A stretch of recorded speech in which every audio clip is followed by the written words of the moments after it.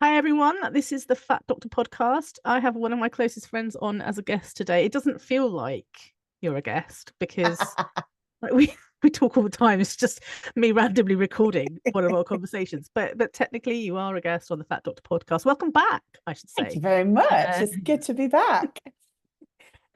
so if you don't know who Nicola Salmon is by now, then you haven't been paying attention. Because I think I do mention you on a semi-regular basis.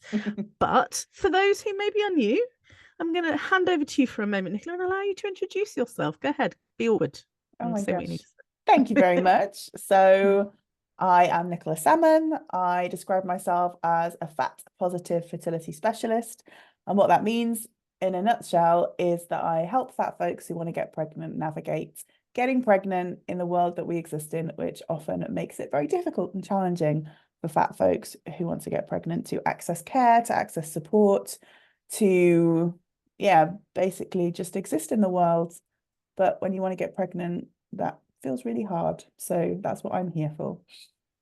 And you are like the specialist, I think is really important. I love that you're using that word now because you really are a specialist. And when I get asked a question about fertility, my go-to answer is I don't know the answer to that question, but I do know somebody who does, and that's good enough. So you are like, I mean, I just there are like, are there any other people? We don't want to talk about other people, but certainly in the UK, there's no one else that does what you do. I'm gonna put No, there are people who, yeah, I mean, I want to caveat that by I'm not a doctor, I am not an OB, like I am not That's medically trained, thank God. but I have degrees, I have like a science brain, I am a scientist, and I have used all the skills that I have obtained over my many different careers in my life, and there are many, to really dig deep into the research. And I think it's actually an asset for me to not be a doctor, no offense, because Like 100%. I was just saying, good. Glad you're not a doctor. Otherwise, I wouldn't be friends with you. because I don't have that same baked in bias, right? Like I have the capacity and the ability to see beyond a lot of the biases that are baked into our medical research, that are baked into our medical systems. And as a fat person myself, having navigated that whole system twice with my both my children, like I have lived experience of navigating this. So I feel like, I am very lucky and privileged in that I have finished my family, like I have all the kids I want to have. And yeah, I'm in a position where I can go and do the research and figure out what the actual information is so that people can go away, make informed decisions, and also get the support that they need navigating through it because it can be tough. Yeah.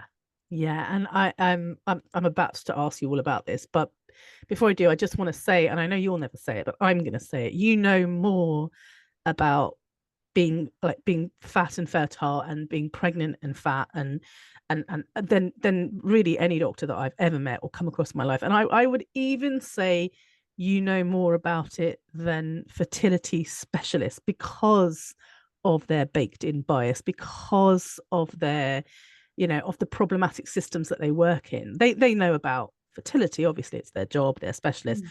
but understanding the nuances of being like they will tell you it's not possible to be healthy and fat and pregnant, for example, Oh which yeah. is nonsense. And you know more than they do. And I'm going to say that about you, even if you can't say it yourself. I will say it about you.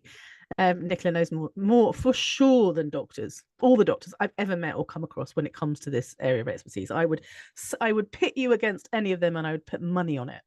Money, Oh, that is actual cold hard cash, mate. yeah, it's big boots to fill. And yeah, like, I'm just one person. Like, of course, I don't know everything, but this is my specialist subject. This is my like hyper focus.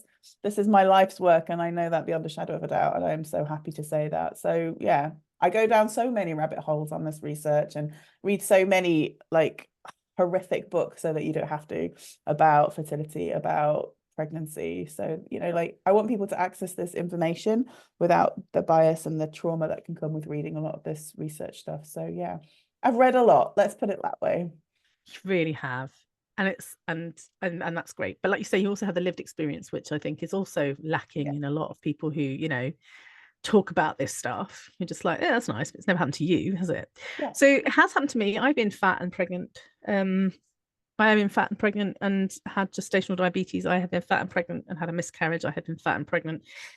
and had relatively uncomplicated pregnancies. I've been fat and pregnant and had emergency cesarean sections. Oh, it was all All the sort of good stuff. all the stuff. But let me think about what the common questions that I get. So the first sort of group of questions that I get from people, and I get a lot obviously about fertility, are is it safe to get pregnant as a fat person, or should I like lose weight before I fall pregnant, is one of the first kind of questions. So I'm not asking, I don't expect to give like the individual answer, but what's the general stuff that you would say to somebody who asks that question?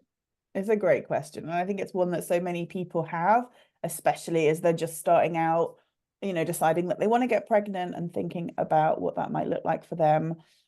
I think it's really important, first of all, to acknowledge that pregnancy is a really vulnerable part of our lives. And nobody can say that pregnancy is safe for anybody. Like, there is so much that changes when you go through pregnancy. And of course, we have to acknowledge that pregnancy and fertility have been heavily medicalized. And that, comes with its problems. It also comes with its benefits. But there is, obviously some problems when it comes to medicalizing a really natural process, such as being pregnant and giving birth. And the reason why we have this rhetoric in the first place, that it can feel like you're even asking this question, like, why am I even asking the question, like, is it safe to get pregnant in my fat body, is because birth and pregnancy has been medicalized, and because fat bodies have been stigmatized within the medical system. Like, this isn't a question that would have been asked before the medicalization of pregnancy and birth. This is something that fat bodies have been doing for millennia. Body diversity has always existed, and fat bodies have been more than capable of doing this for as long as humans have existed. It's only because of those two things happening, the stigmatization of fat bodies within the medical system and the medicalization of pregnancy and birth, that we're in the situation where we even have to ask this question. And the answer is, we're just as safe as anybody else. But because of the way that we're treated by the healthcare system, that can often lead to us feeling more unsafe navigating this process. And feeling unsafe can have an impact on our physiology and increase our stress levels, and that can impact it. So it's not as simple as saying yes or no, but there is a difference navigating this in a fat body and how you're treated by healthcare professionals. For sure. And even just because we've pathologized fat, as someone who's worked in obstetrics, I know that there are like pathways. So you go in for your booking exam once you've fallen pregnant, and in the UK it's with a midwife, and your first antenatal exam, and they measure certain things. And one of the things that they measure is your BMI. And then if your BMI is above a certain number, they will put you down a specific pathway that is different to if your BMI is under 35. And it's further medicalizing, right? It's further medicalizing what was even like 20 years ago. We didn't do that. We didn't say you would have to have an oral glucose tolerance test at such and such time, and you have to have this test, and you have to have this and you can't give birth in certain places, and it's like there's like a pathway you've gone down, and all of a sudden you're being limited and you're being treated differently. And then there's like sometimes there's a sticker on your notes, whatever, kind of like you have like what's the awful word we used to use, geriatric pregnancy, which we still use, which is such it's a disgusting term. But or like if you've had previous complications, you're like, you're flagged as high risk. And just because you're fat, you're flagged as high risk, which as you say comes with its own set of problems and makes us feel unsafe, and often makes us feel like we can't approach our healthcare professionals because we're afraid of how they're going to treat us. And that is a problem. Oh, absolutely. And also that label is a problem. Like, labeling somebody as high risk is so inaccurate. Like, it's not evidence-based to say that. Like, there are obviously some studies that show that fat folks are at higher risk or higher likelihood of things happening. And 100% that is down to how we're treated and not our bodies. But yeah, like, being labeled high risk is so hard. Like, I was labeled high risk with both my pregnancies, and it really ruined the whole experience because I was anxious for the whole time. And like you were saying about pregnancy, like it's a very vulnerable time, but it's also a kind of a uniquely special time as well. Like it doesn't happen very often for most of us, and there is supposed to be some joy and some excitement and Mm, some level of kind of, I'm about to become a parent, and this is a thing. It's hopefully something you've chosen, and so it's not the most important thing in the whole wide world. Neither Nicola or I believe that you have to have children in order to be, to to be a worthy person, or like a contributing member to society, whatever it is that people say. But if you have chosen this path, it should be a pleasurable experience. The last thing you want is to just be completely terrified. And I was so terrified in my third pregnancy, so terrified because of my gestational diabetes and the stigma. It wasn't the diabetes itself, because that was actually very well controlled. It was the yeah. stigma. I was so terrified that I missed my mum's cancer. I look back and I'm like, she clearly had symptoms of her cancer long before she was diagnosed, at Mm, least 2 months, and I missed it. And had I not been so stressed about my pregnancy, I know I wouldn't have missed it. So, it drives us to distraction, literally, and it yeah. ruins the whole thing. So thank you for acknowledging that. That actually made Mm, me feel really good. um Second, a lot of questions I get have is for people who are struggling to conceive, yeah. because they just feel like there's no option but to lose weight. So what would you say to someone who's struggling to conceive? Yeah, and I absolutely get that feeling between you're stuck between a rock and a hard place, right? Like if you don't lose the weight, then accessing healthcare can be really difficult in terms of some doctors won't give you blood tests, the basic fertility test to see if there's anything going on. Some doctors won't do anything except just say, oh, you can't access anything until you've lost weight. And that is unfair and also not a reflection of what the actual NICE guidelines say in the UK. And for most other countries, like the guidelines often don't reflect the fact that you should be denied care like that based on your BMI. Often it's more explicit around treatment, but in terms of accessing those initial tests and looking at what's going on, you should absolutely be able to access that anywhere you are. Um, but yeah, it can be really hard to be in that place because you feel like you have no option. And there aren't many people talking about what the other options are that are available. And I think for a lot of people who've grown up in this world where we're told that being fat is bad and unhealthy, it can be really hard to find another narrative that says it's okay to get pregnant in the body that you were in. And it can involve a lot of unlearning around what being in a bigger body is, how you exist in the world, and the beliefs that you hold about your body. And I think it can be challenging to go through that work, but it is such rewarding work to really begin to understand the systems that have been at fault whilst you've been navigating the world and healthcare as you are. Because when you're able to unpick a lot of the systemic stuff that's going on around why you think being in a bigger body is bad, or why you think that you can't get pregnant whilst you're fat, that the transformation that occurs when you're doing that work has so many ripple effects. Not only will it help you navigate getting pregnant in a bigger body, it will also help you access healthcare further down the road as you exist in a bigger body. It will help you when you're parenting to support your children, so they never even have the thought or the belief that being in a bigger body is bad or unhealthy or anything like that. So there are so many huge ripple effects to doing the work it takes to really unpick that belief that getting pregnant in a bigger body is impossible.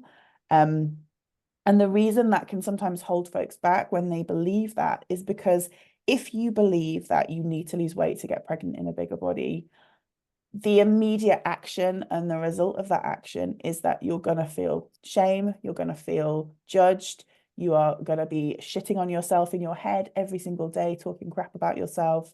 That is going to lead to you taking actions like going on really low calorie diets, putting yourself under really extreme stress through exercise and movement, doing things that you think are going to get you to that place of weight loss that you think that you need to get to. And all of those things are going to put so much stress on your body.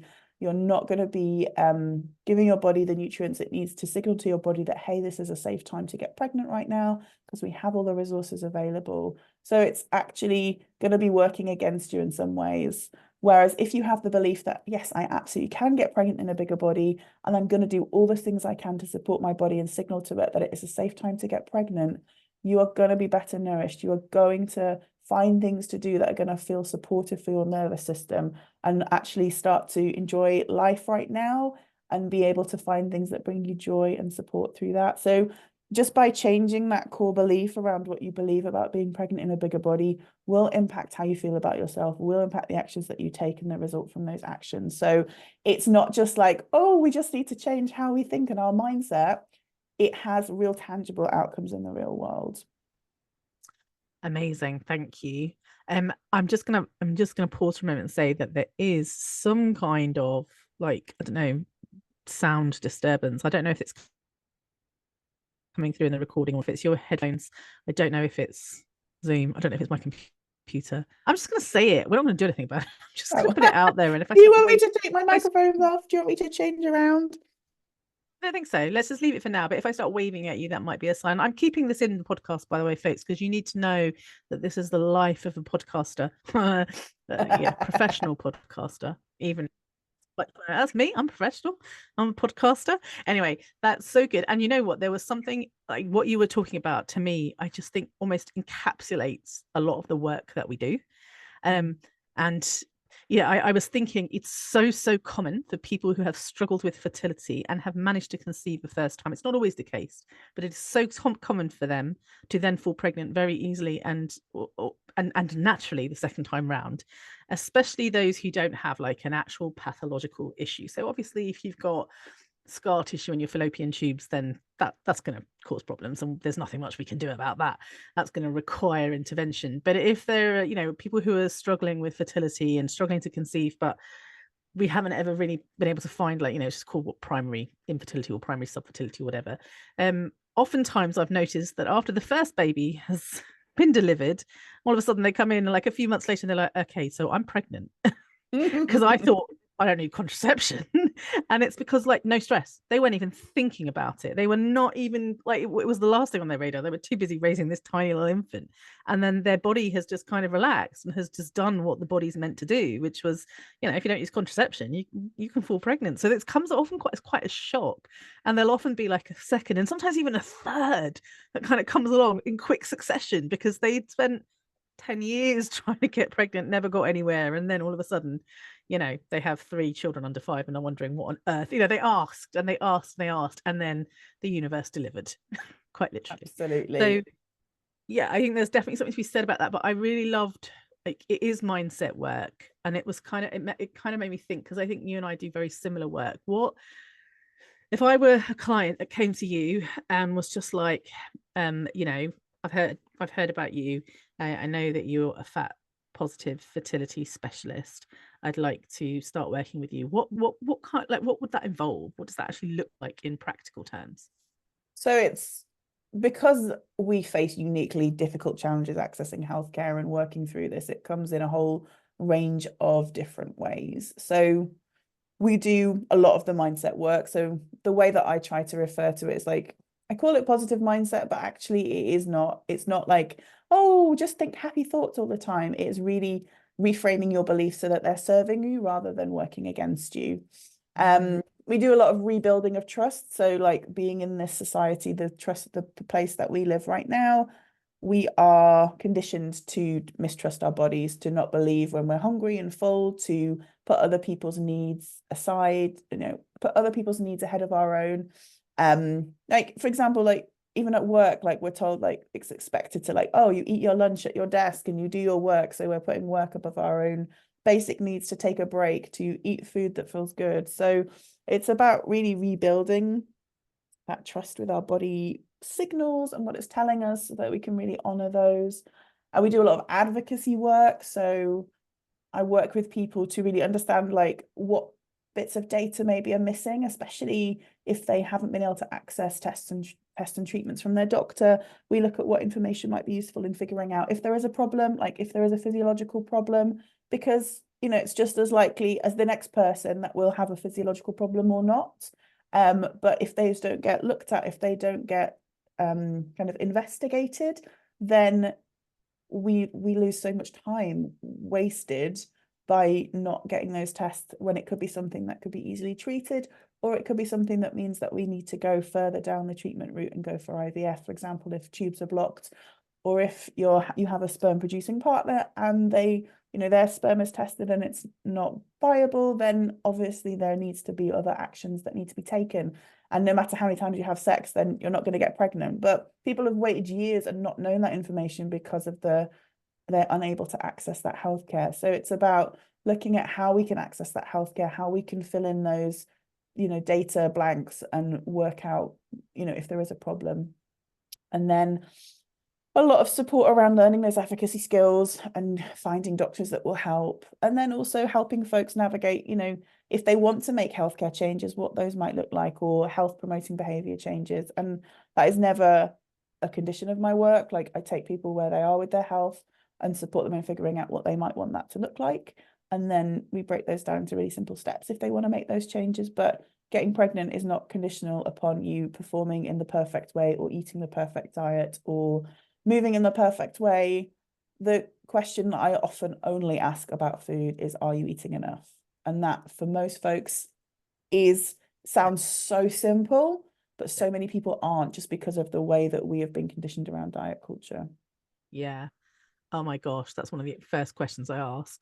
In fact, I think like you, it's one of the only nutrition questions I ask is just, are you eating enough? Because the chances are they're not. Like, usually when they've got to us, you're like, yeah, you've probably been restricting. And it's just so normal for you to be restricting that you don't understand what enough is.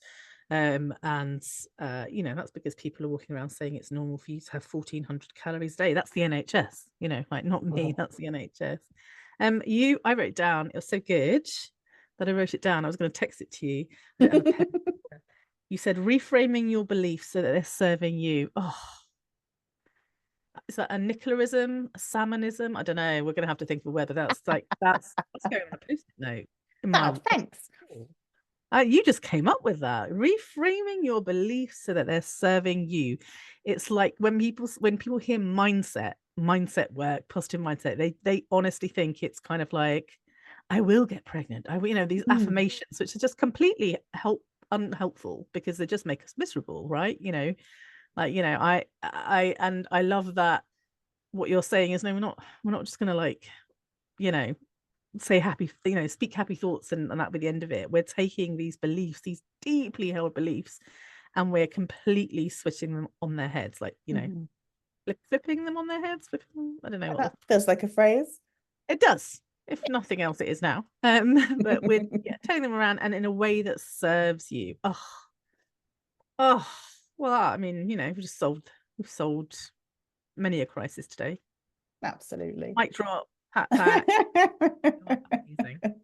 Amazing. So we are good friends.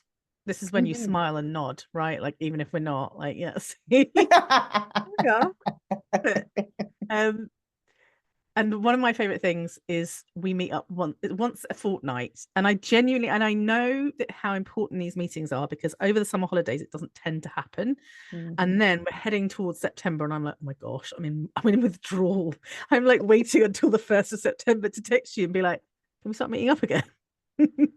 I know we've had children who've ruined everything, but can we start meeting up again?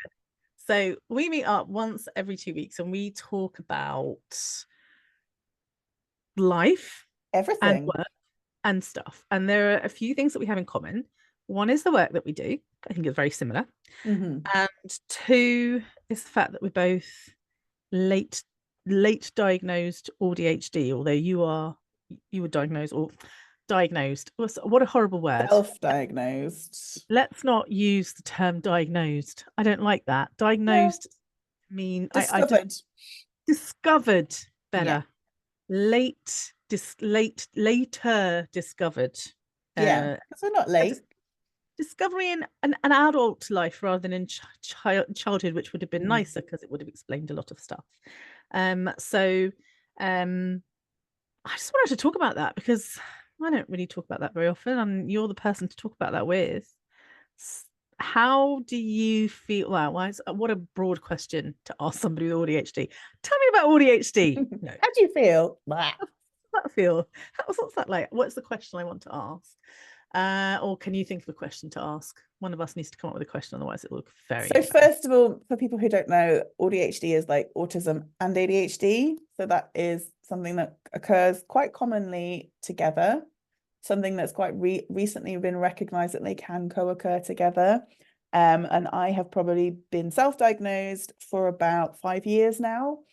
I first really began to question when my first son was born.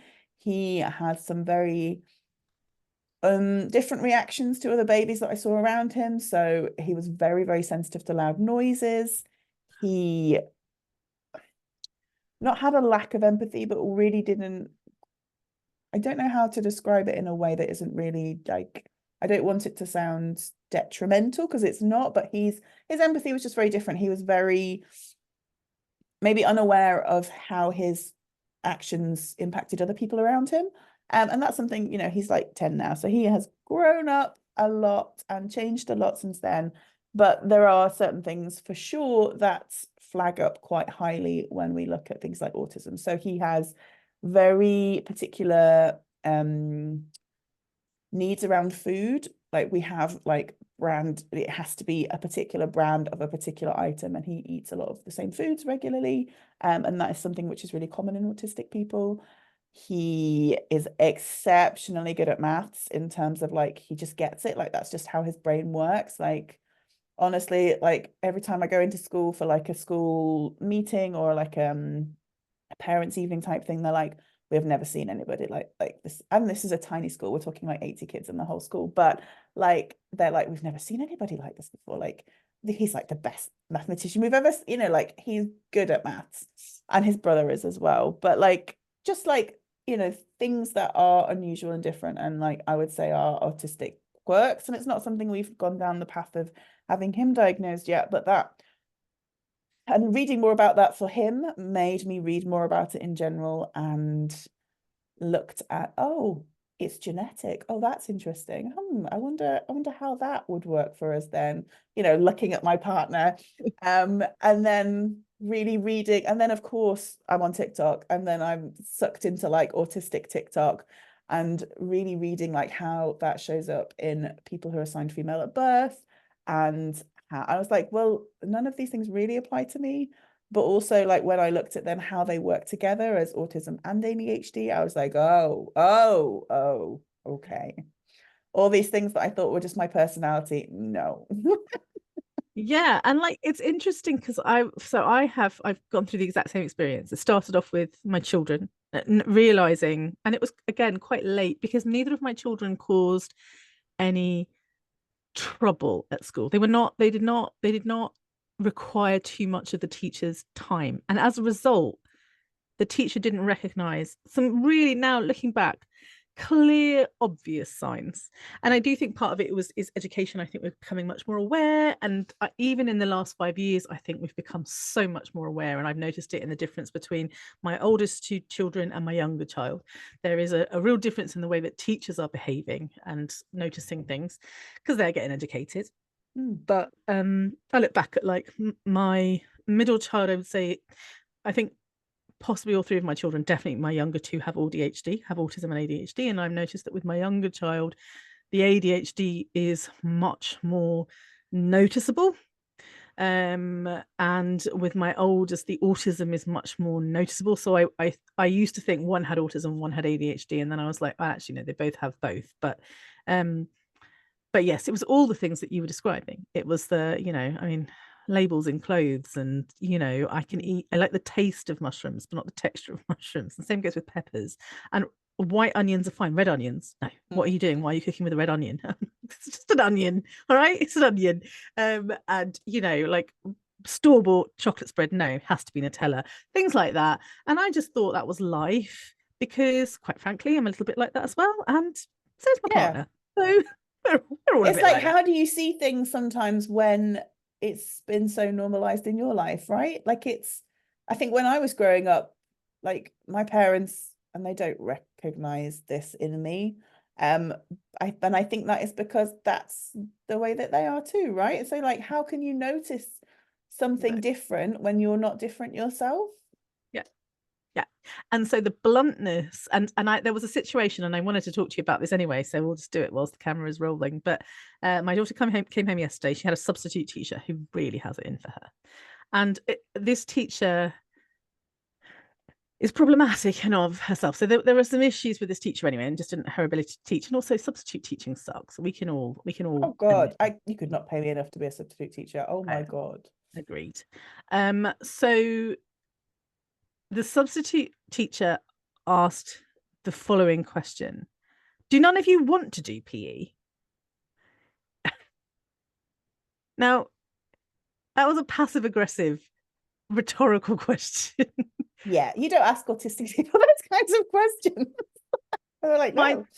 My daughter took that very literally, and then she responded like, and I think that's the thing about AuDHD, is that oftentimes the sort of the impulsivity of the ADHD often short times, you know, if you've got ADHD, you might say something and then like want to almost catch it and bring it back in because you're like, oops, that came out before I'd fully formed that thought. So she'll often like immediately respond, but very sensibly, like, you asked a question. The question was simple: do you not want to do PE? My daughter was going to answer that question literally. So she said it and the whole class went quiet. And then she realized, oh crap, I've said something wrong. And then my daughter can't make eye contact. Like, it's really difficult for her to make eye contact, especially when she's stressed. So her eyes were all over the place. And then what was the other thing she does when she's anxious? She laughs at inappropriate times. So it won't be like a laugh, but it will be like an inappropriate laugh. So then she got in big trouble, and she was sent, to the hen. She was not allowed to do PE, and it was really problematic. And she came home, and she's 11 now, and she's very well spoken, and she's 11 going on 30. So she sat down and just sat on there's a chair in my office. She sits down. I just don't get rhetorical questions, Mum. I just don't get them. And I was like, yeah, no, I understand. Like, it is really hard. And then later on, I happened to be flicking through Instagram. I've left TikTok. I don't know how you stay there. What are you doing there? Oh, it's dangerous. It's just for the autism memes. I'm not gonna lie. Okay, that's fine. Yeah, I just find them on. I just now find them on Instagram. Yes, I found the autism memes on Instagram. That's where I'm staying. But yes, I hear you. So, and the autism content, which is amazing, which I actually want to talk about because it's important. But I found this that somebody said, people say that neurodivergent people are socially awkward. They're not socially awkward. They're socially accurate. And I was like, that is exactly what we are. We're not awkward. All the rest of you are asking passive aggressive rhetorical questions because you're not getting your needs met. And in the moment, we sort of talked about it. We talked about, in the moment, why was the teacher upset? Why did she say what she said? And actually, there's this dance you all do, and you, me, and every other AuDHD person has never been part of it. We've been standing on the outside watching this dance, trying to copy your every move, trying to like do the dance, but it doesn't make any sense whatsoever. And at no point in time did I realize that not everyone felt this way. For some people, the dance just feels very natural. For me, it's like, what's going on here? I just don't understand how. Yeah. But it's hard. And people say this is a TikTok trend. What say you to that? Is that a TikTok trend? Do you think it's a TikTok trend? I mean, if you take trend literally, then it is probably quite a trend. It's probably quite very engaging content. There seems to be a lot of content, and I don't know whether that's just because the algorithm knows me really well. But for me, there is a lot of content on TikTok that is autism ADHD related, and that I would say technically is a trend. But I think what you mean is like, is this something that people are just jumping on the bandwagon for, right? Like, is this just something that's quite seen as quote unquote cool? And I'm a millennial, so I still use the word cool. I think it is just information that is becoming more accessible to a population of people who have never understood how autism or ADHD could impact or affect their lives. So I think it's just like when we stopped forcibly stopping people writing with their left hands, there was automatically then an increase of people writing with their left hand. It wasn't because it was trendy, it wasn't because it was cool, it's just because they were left-handed and they were now being stopped, they weren't being stopped from using their left hand. And there then became a natural point. Is it around like 30% of the population that is now left-handed? And I think we're just going through one of those phases where we have not recognized how this impacts assigned female at birth people and other people who, maybe didn't have access, aka not thin, privileged white young boys who went to private school. We're just being able to recognize how that impacts other people and how those challenges come up. And now just like basically, I think the equilibrium is being restored. Yes. That's well done. That was the correct answer. I like that. I Do I use the get a left-handed star? thing. Oh yeah, but it's so true. And I get so fed up with people saying we're jumping on a bandwagon. We're not. It's just somebody's finally said to me, "Oh, by the way, all these things, like there's a word for that." It's really Yeah. helpful to know the word, isn't it? And it's really helpful to know, especially with AuDHD, when you have two sort of, two sort of separate but somehow interwoven sort of neurodivergent parts of you that are sometimes almost in opposition with one Mm. another, and then and it's really, I mean, I found like it's so useful understanding it, because then for me I'm like, oh, this is why I feel this way.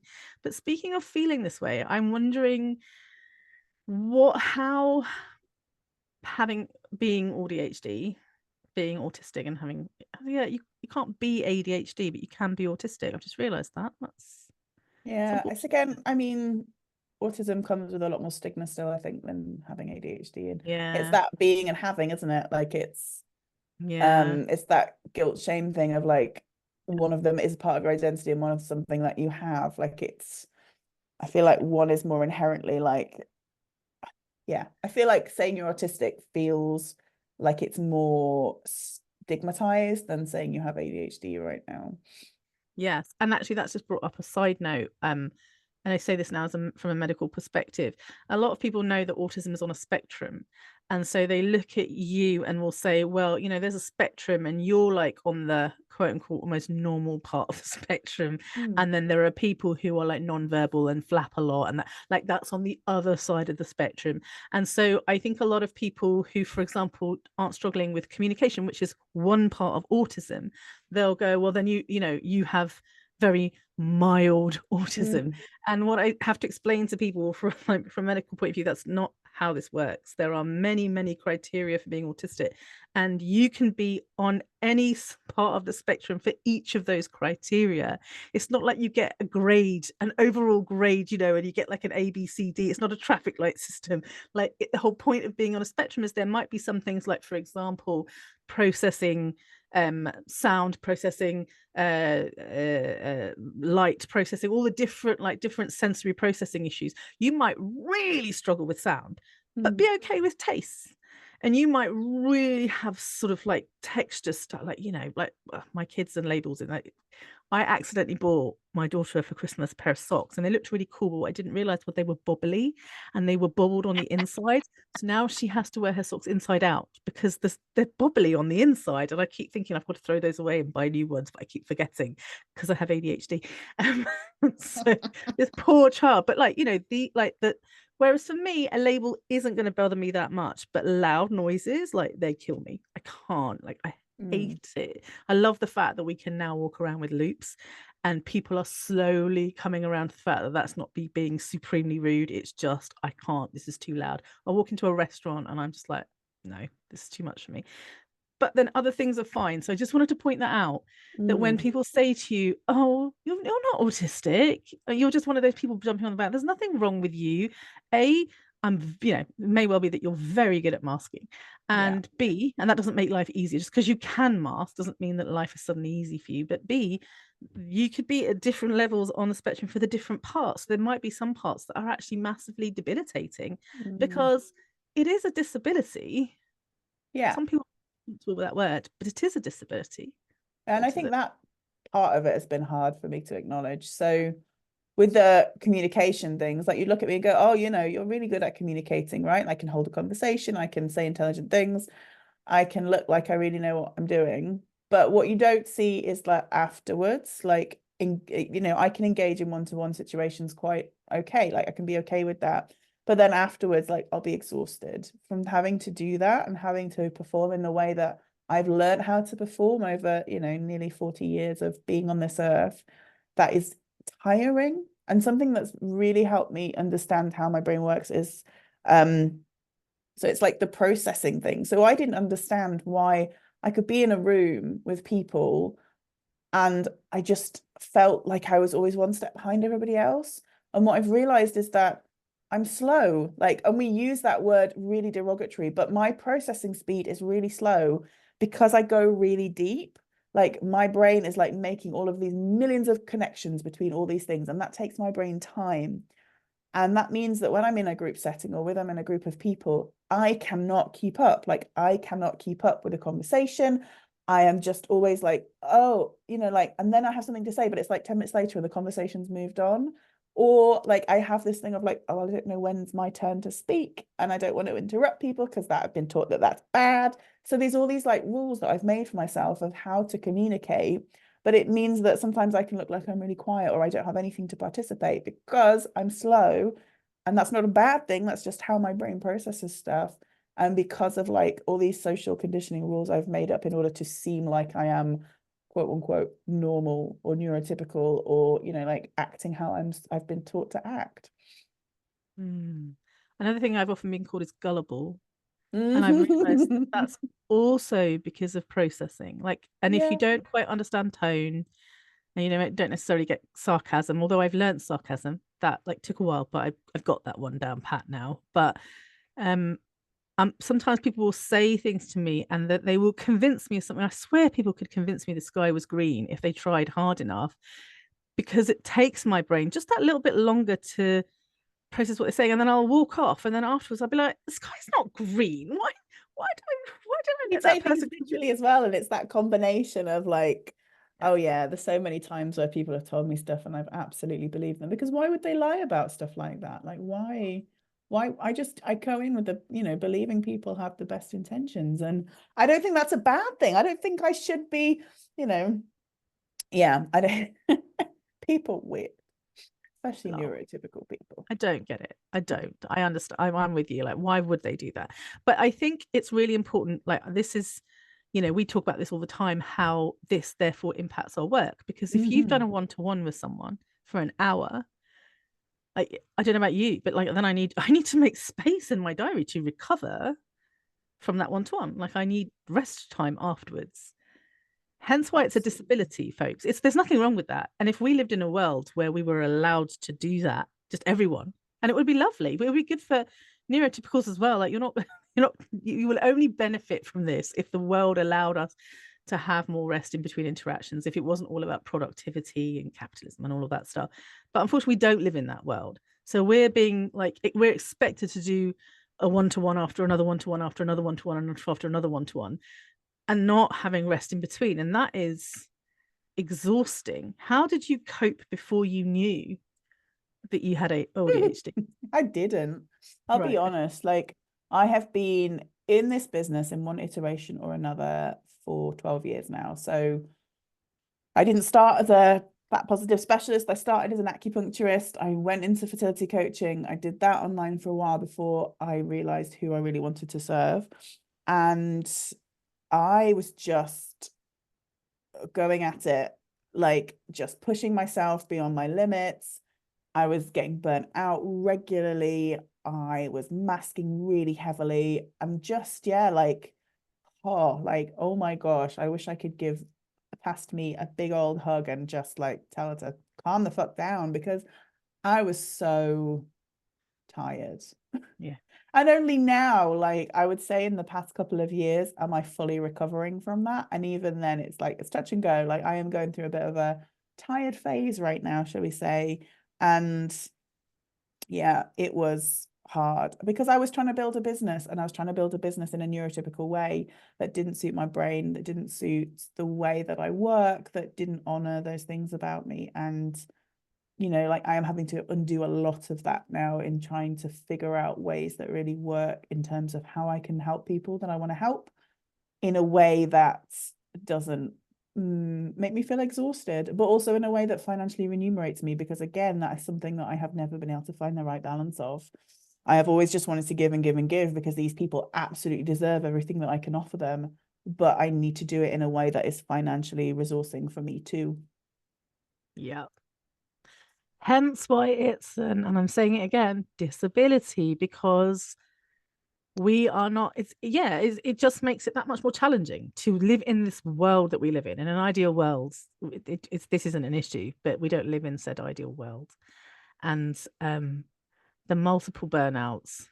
Okay, I think if you're sitting here listening and you're going, well, I'm not AuDHD, I'm not neurodivergent. Think again, because if you're listening to my podcast and you've been hanging out with me for a few years, again, there's that in of itself is a red flag.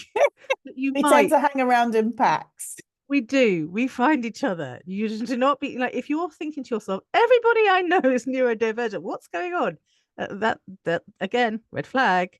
And I'm learning this only recently, folks. Like it's only been like a year that I'm coming to terms with this myself. So I'm still new to the process. But yeah, all of these are red flags. But if you're someone who has had chronic, like multiple episodes of burnout, and like pushing, and we can be super successful and super good at what we do, and we can hyper focus, and we can get shit done, and we can be remarkably like resourceful, and we can make leaps, and there's a reason why a lot of the kind of technological advancements have had a lot of neurodivergent people behind them, right? Oh, Like yeah.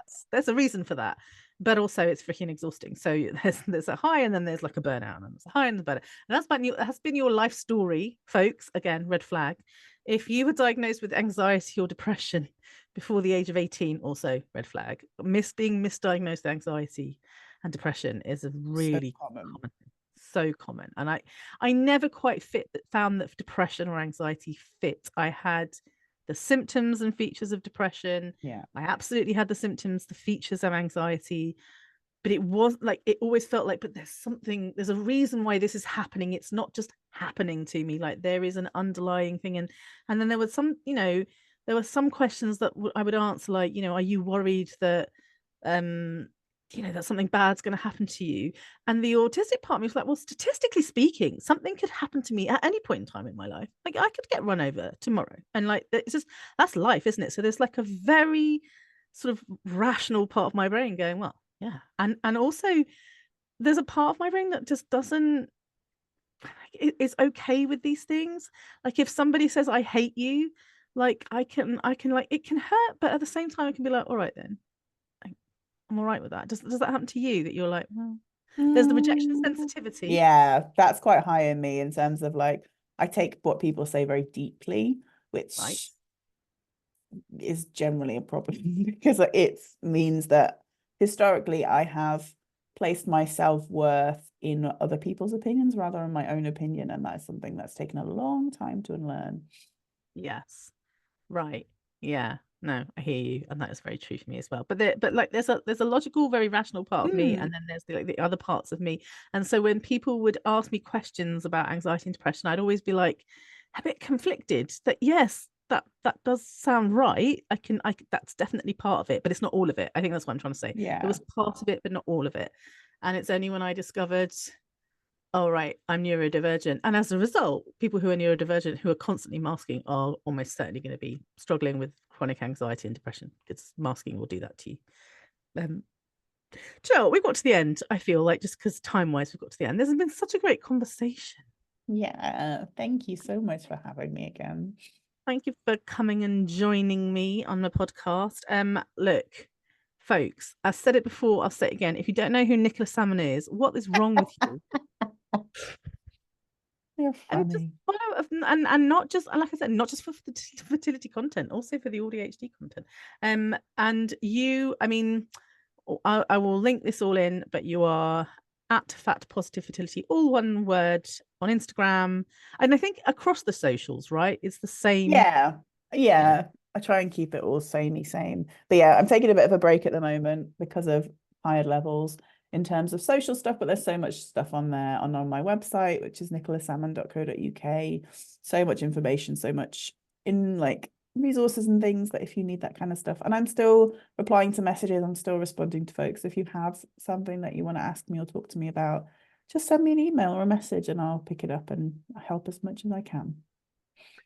You're amazing. You're an amazing human being, and I'm so grateful for you. Right, I'm gonna press stop now. I hope you enjoyed that. We'll be back. I don't know. I didn't have guests for ages. Now I've like got several guests on. It's been great, like a series of guests, because I was feeling like my audience was a bit tired of hearing me prattle on by myself. So a series of guests. We might even have another guest next week as well. Isn't that Oh, exciting? oh, I the know. Had one anticipation. last week, this week, next week. It's like buses. But thank you very much for joining in, for tuning in, everyone, and I'll see you next week. Bye.